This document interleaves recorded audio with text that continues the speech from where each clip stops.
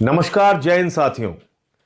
कल से देश भर में एक भ्रामक खबर फैलाई जा रही है। कहा जा रहा है विपक्ष ने महिला आरक्षण बिल गिरा दिया।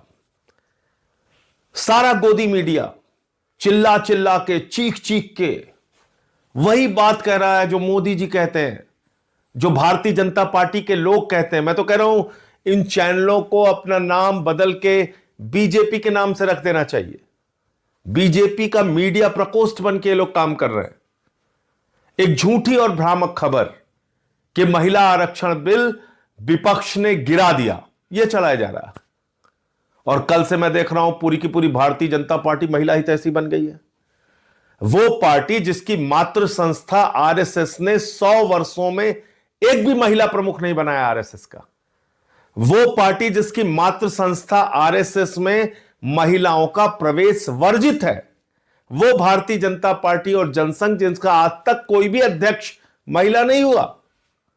वो पार्टी, वो बीजेपी जो मणिपुर पे खामोश रहती है, हाथरस पे खामोश रहती है, अंकिता भंडारी के मामले में खामोश रहती है, जो बलात्कारियों को संरक्षण देने का काम करती है, वो कल से महिला हितैषी बन गई है। और मैं देख रहा हूं कि पूरी की पूरी गोदी मीडिया उनके पक्ष में खड़ी है। पहली चीज तो मैं देश के लोगों को स्पष्ट तौर पे कहना चाहता हूं कि महिला आरक्षण बिल 2023 में जो पास हुआ था वो देश भर में लागू हो चुका है। यह उसका नोटिफिकेशन है। 16 अप्रैल 2026 को 3 साल के बाद, याद रखिएगा 3 साल के बाद इस बिल को नोटिफाई किया मोदी जी ने। 16 अप्रैल 2026 को, आज 18 है, कल 17 थी, उसके पहले 16। ये देखिए आप, तो ये कौन सा बिल नोटिफाई हुआ है? 2023 में जिसको सारे विपक्ष ने, पक्ष ने, सब ने मिलकर पास किया था, महिला आरक्षण बिल, वो पास हुआ है और वो नोटिफाई हो चुका है। अब जो कल बिल गिरा वो क्या था? वो था देश के टुकड़े टुकड़े करने का बिल, जो भारतीय जनता पार्टी टुकड़े टुकड़े गैंग बन के देश भर में लागू करना चाह रही थी। उत्तर और दक्षिण का झगड़ा कराना चाह रही थी। बंगाल की सीटें कम, उड़ीसा की सीटें कम, तमाम राज्यों के बीच में असंतोष पैदा करना चाह रही थी। तो आपसे मैं पूछना चाहता हूं, क्या आप देश में असंतोष चाहते हैं? क्या लड़ाई झगड़ा चाहते हैं? क्या भारतीय झगड़ा पार्टी जो चाहती है कि साउथ और नॉर्थ के बीच में झगड़े शुरू हो जाए, क्या इससे आप भी सहमत हैं? कोई नहीं सहमत हो सकता। जो भी सच्चा हिंदुस्तानी होगा वो देश में शांति चाहेगा।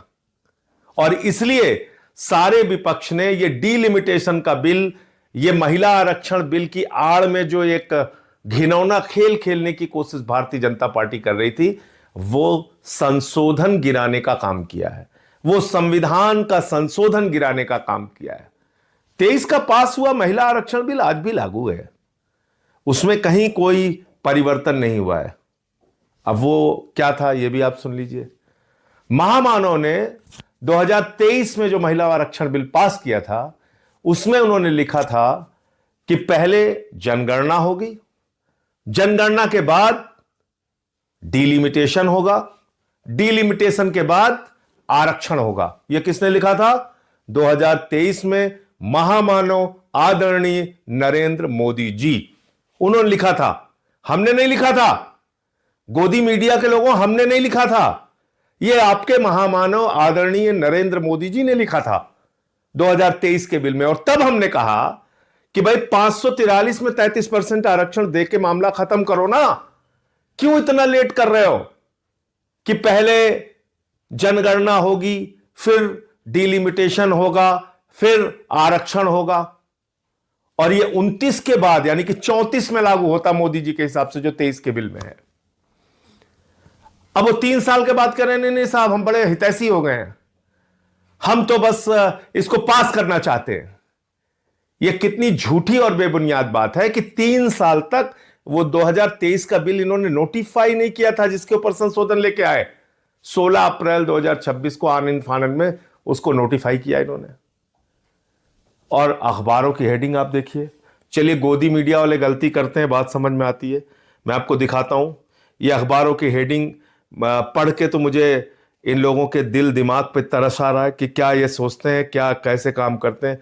महिला आरक्षण बिल लोकसभा में गिरा, हिंदुस्तान अखबार की प्रमुख हेडलाइन है।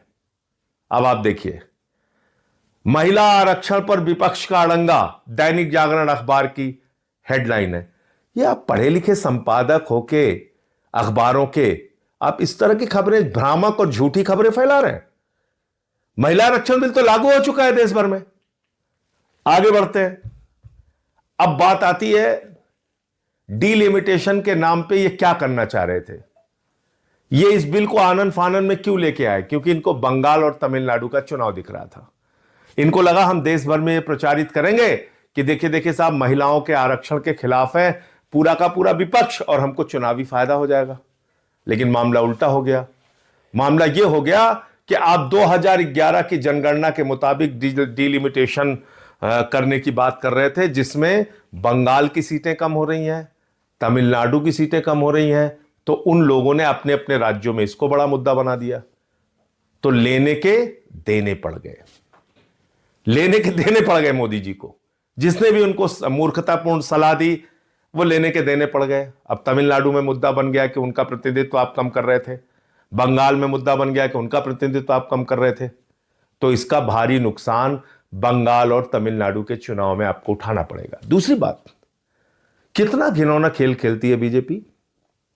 कभी आपने सोचा? बीजेपी इतना घिनौना खेल खेलती है कि अभी एक स्टिंग ऑपरेशन हुआ है हुमायूं कबीर का, जो बाबरी मस्जिद बना रहा है, जिसने अपनी पार्टी बना के वहां पे चुनाव लड़ने का काम किया। उस हुमायूं कबीर ने कहा कि हमको बीजेपी ने 1000 करोड़ रुपए चुनाव लड़ने के लिए दिए हैं, 1000 करोड़ रुपए। और हुमायूं कबीर बाबरी मस्जिद बनवा रहा है वहां पे। इसका मतलब बीजेपी के पैसे से बाबरी मस्जिद बन रहा है वहां पे।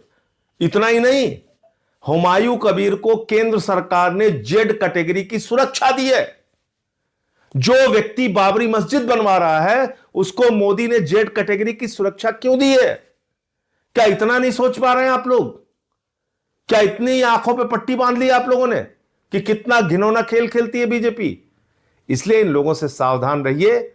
और मैं फिर दोहराना चाहता हूं, महिला आरक्षण बिल 2023 में जो पास हुआ था वो लागू हो चुका है।